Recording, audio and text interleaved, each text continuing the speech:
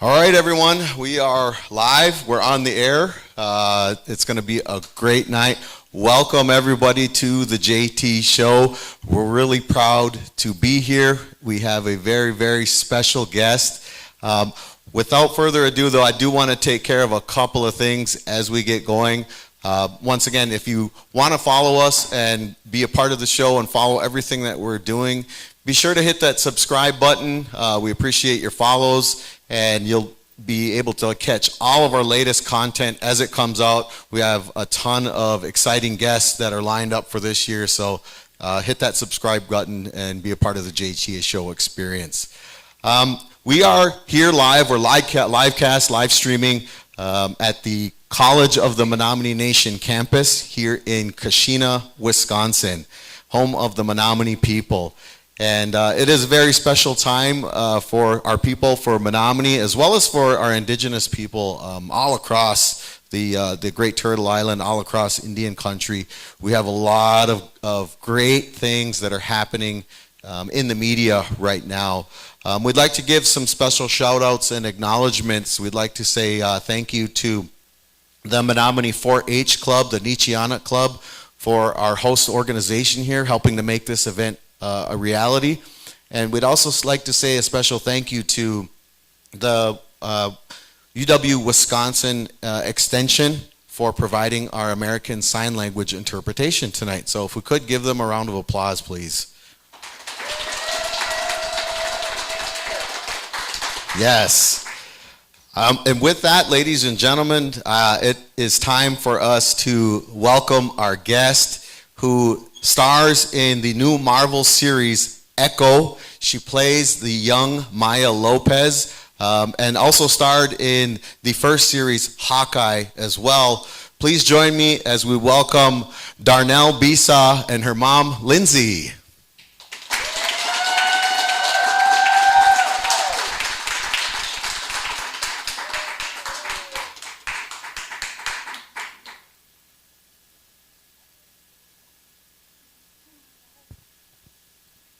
Sure, have a seat right here. We got a microphone for you as well. Testing. Yes, they do work, yes. All right, well, welcome guys. Thank you for coming and being on the show. We are here live in Kashina, Wisconsin. It's really awesome to be here, and we're certainly proud of you, Darnell. As well as your big cousin and all of the things that have been happening out there in the media and in the movies and film. My first question for you is, how did this all happen? What was it? What was this like? How did this come to be a reality? How did you get to be young Maya Lopez on the show? So how did we get started, Dar? Let's thinking back when Auntie Lena called us. What happened? So let's see. Auntie Lena called us, who is my cousin Bill's wife, and she shared with us some really exciting news that Alaqua was going to be cast in Hawkeye, and we were in disbelief. We were so excited for her. And after that happened, then Auntie Lena had said, well, Disney really wants somebody that might look like Alaqua. We want it to be authentic, and maybe somebody that either knows sign language or would be willing to learn some sign language. And right away we were like, nope. We don't think that's for us, right? Right? We were like, well, we don't think that's going to happen.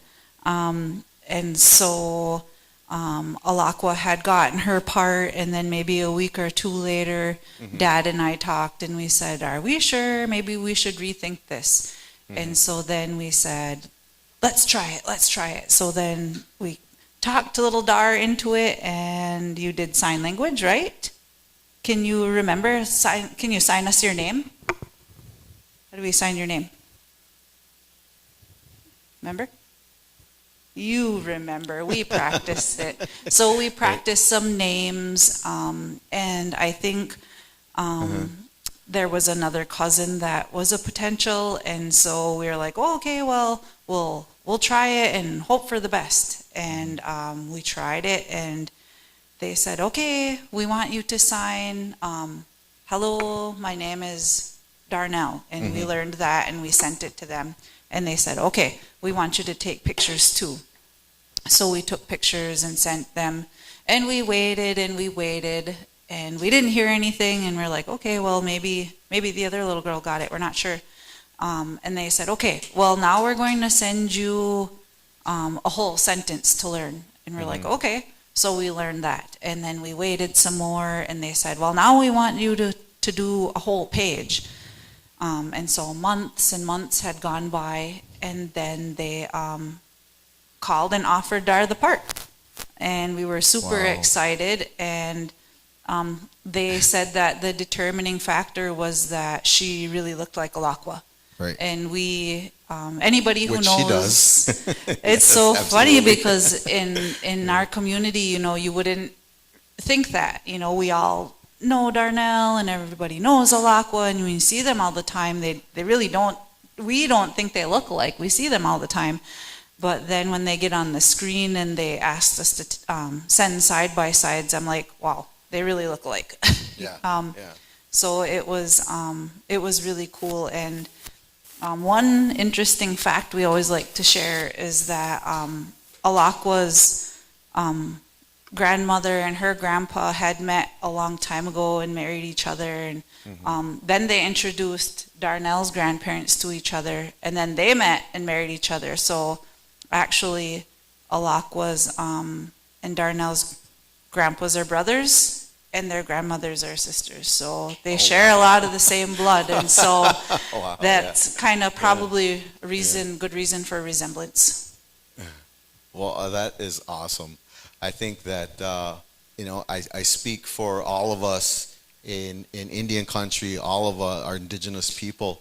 We're just so proud of you, Darnell. We're so proud of all the things that are happening out there right now because, we want to give a shout out to Lily Gladstone for her nomination for the Academy Award for Best Actress. Amber Midthunder in Prey. We have some of the other series going on as well. Reservation Dogs, Spirit Rangers on as an animated series on Netflix, as well as there's another Marvel series out there as well.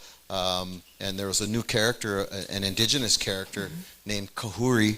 And they speak the Mohawk language actually in that whole episode, and that's part of Marvel as well.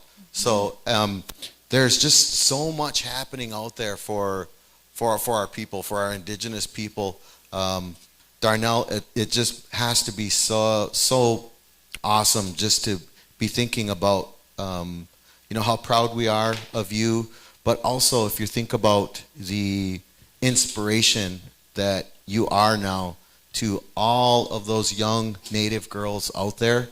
Just think about that. I mean, they probably, you're providing that example. You're showing what can be done for all these young people out there today. If you could say one thing to any of them, if you could give them a few words, what would you tell all those young people out there right now about anything if they're trying to have their dreams and they're trying to make those happen?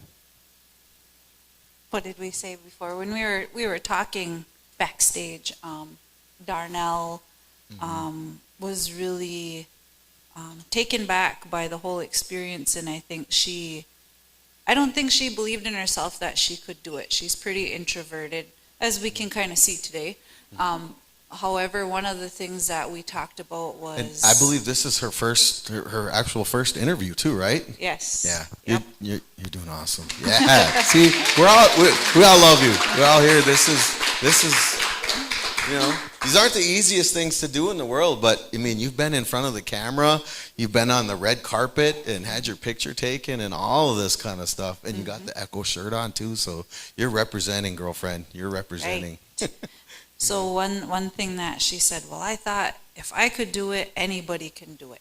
Yes. And I think that's the perfect message, that just takes a little bit of courage and putting yourself out there, and that's exactly what she did.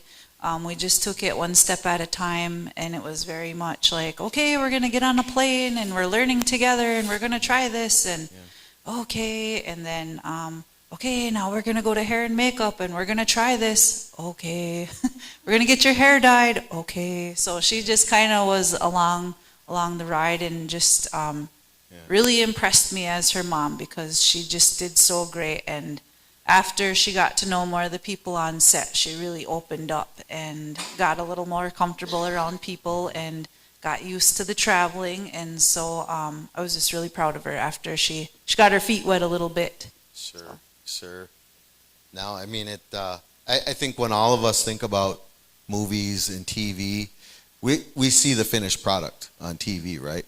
I don't think any of us really realize how much work and the challenges involved with being on a big budget, big movie production schedule. Tell us, Mom, if you could tell us, what was it like, having to be a mom and taking your daughter and going and traveling all over and being a part of a big budget movie series? Holy smokes, where do we share, Dar? What were some of the things that you liked? What did you enjoy? What were some things that you liked? Did you like crafty? What was the food like? Did they have good food? Yes. Yeah. Tell them what your favorite part of crafty is. Okay.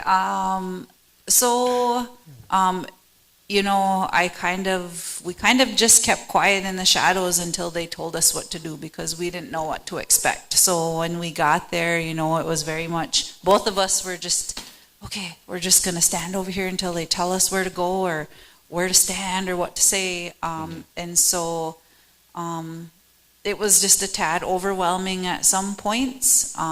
They're very supportive of their child actors, though. They get breaks. I think one of the things Dar did really like was a thing that they called Crafty. And so Crafty was like a snack stand on set, and they had anything and everything.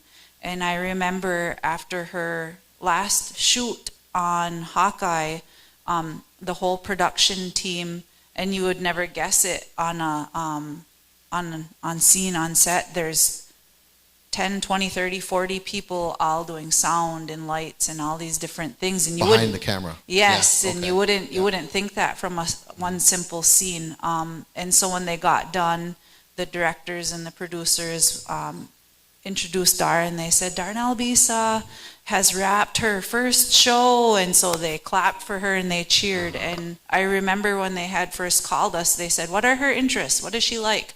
And I said, she likes ice cream and sprinkles. And so after they wrapped her that first show, they said, we have a surprise for you. Crafty has vanilla ice cream and sprinkles waiting for you. And I just thought, oh, that was so nice. They actually listened to what I had to say. And she had a whole bucket of ice cream and sprinkles waiting for her after that first show. And so to me, that just showed their investment in their people, in their cast, and in their workers, and especially their young child actors. So it was an adventure. We really loved it, and it was exhausting for her some days. She had to shoot in Atlanta, Georgia, and it was hot, and just like Wisconsin, it gets muggy and sticky. And she worked some days 8 hours a day, and some of the times she had to meet a teacher there, and she had to do schoolwork. And get her hair fixed and makeup and try on all these different costumes and outfits and change. So it was long, tiring days. But on the flip side, when we didn't have to do a lot of work, she got to go to the aquarium. She had room service, anything she wanted. So, yeah. Wow. I mean, that had to have been fun. There had to have been fun days, right? So for everyone who doesn't know, Darnell started off originally in the first series, Hawkeye, it's a series on Disney Plus, and I think your first scene was in the karate dojo. How old were you in that scene? How old were you when you first started? 8. You were 8 years old. And how old are you now? 10. Wow. Okay. So that's been 2 years. So you started that first scene in Hawkeye, and now we've moved into your own series, playing young Maya. What is that like, playing the younger version of your big cousin?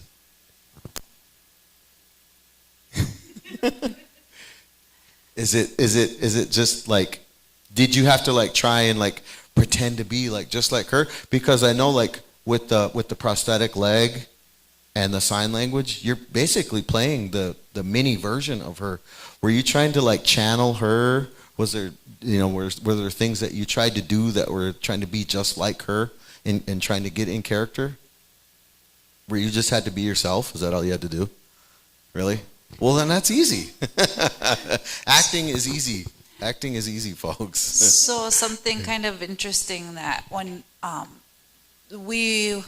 she first was casted, we would FaceTime Alaqua and say, how do we say this? Send us a video, please. Like, show us how to sign. And so Alaqua would send us some, and then we'd get a jump start on it. And I was teaching Darnell.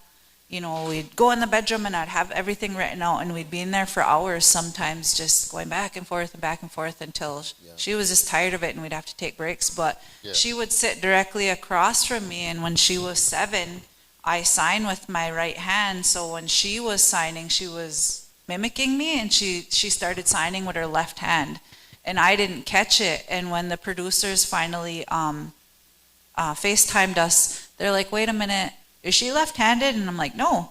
And so she had gotten so used to signing it, and I didn't catch it, that we had to go back, and she had to redo it all right-handed. Wow. And so that was one of the things that we had to fix. And and then I think she didn't notice until a little later into the Echo series that she's like, hey, they made my leg look like Alaqua's. Hey, I just noticed that. Like, even in her autographs, we'll see later, they have her leg in there, and that was really cool, like digital effects. She had to wear a blue sock with orange stickers on it for every scene, and so then they work their magic and make it look really cool. So but she didn't really realize that until a little later, and was like, hey, they fixed my leg.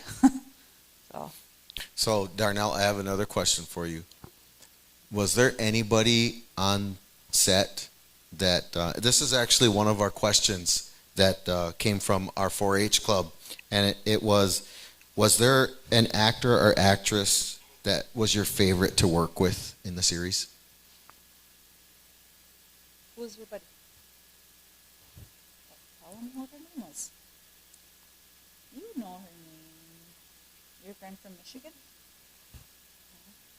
Oh, goodness, this girl. There was a lot to choose from, I'm sure. She's putting me to work here. So Darnell met a girl from Michigan, and her name was Bren. And this young girl was actually going to be an extra in the powwow scene in the Echo series. And when they got her pictures and things, they said, well, would you like to do a speaking scene? And so this girl, the mom said, yes, for sure. So they hit it off, and she's actually little Bonnie in the Echo series, and they were really close, almost inseparable. A few times we had to, hey, pay attention now, girls, and come on, and don't spill your smoothie on your clothes, and so they had a really good time. But we also met, who else did you meet there from Reservation Dogs? You remember her name? Devery Jacobs. She was really sweet. We met her. And Zahn McLaren from Reservation Dogs and Dark Winds. And he plays the sheriff. Yes, the and that's right. And in the show is her dad, and he was very, very nice and awesome to work with. Vincent D'Onofrio is the Kingpin, and right. We met him in Hawkeye, and he actually looks really huge in the show, but they put muscles underneath his costume, so he looks really big. And so she was sitting on the bench in the dojo like this, and you don't see his face in Hawkeye. It's a mystery. Like, he comes in, he pinches her cheek, and but when he came up to her, he looked really big, and she just kind of looked at him. And the director and the producer said, we're just going to let him sit with her for like 20 minutes because we're scared she's going to get really nervous. Oh. And so I walked away, and her and the kingpin sat on the bench, and he was talking to her and asking her what she liked and who she was and where she was from. And he said, "You look just like your cousin Alaqua, and she's amazing." And so she just sat and she goes, and she So- just sat and looked at him. Was Kingpin, was he really nice or was he kind of scary?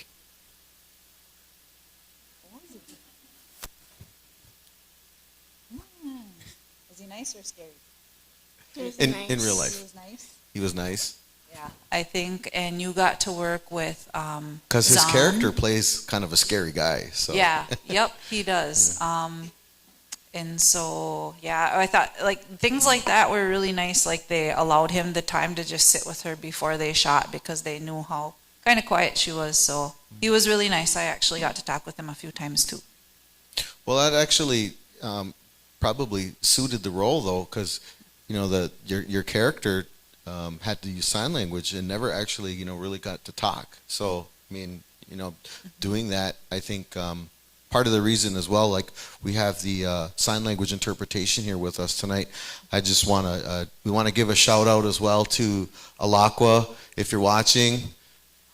Hi, we Tell her I love wanted to make sure that we had sign language, and we're also recognizing all of our people with disabilities, all of those who have hearing disabilities. We wanted to make sure that they are recognized because that's important. And I think that not only does the series bring it to mind and to the front of our site, the disabilities, and there's a lot of disabilities out there, but also for our Indigenous people as well. So it's been really a fantastic show. It's a fantastic opportunity, and I think we're all just so proud of you, Darnell. We're so proud of what you've done, and especially here on the Menominee Indian Reservation. It really comes close to home for all of us because two of our own are now part of the Marvel Cinematic Universe, the MCU, and we're just so proud. I did have one final question before we go, okay? Mm-hmm. And this comes from one of our 4-H club members, and they asked us, and they wanted you to be asked this question, okay? Have you watched the show? Have you seen yourself on the show? Okay, so that's what this question is. The question is, what does it feel like to be watching yourself on TV? Is it weird? Yeah? What do you want to share about that? You can say anything you want. What did you think when you seen yourself pop up on the TV? I know. I wanted to leave. I mean, it can't be the easiest thing, right? But it's so cool. We're so proud of you. And I think, you're just an amazing young Indigenous woman. And we're also proud of you. Thanks for coming on the show. Thank you. Thank you. Thank you. All right. We're gonna clap our hands in sign language. And now we can clap hands for real. Thanks, everyone.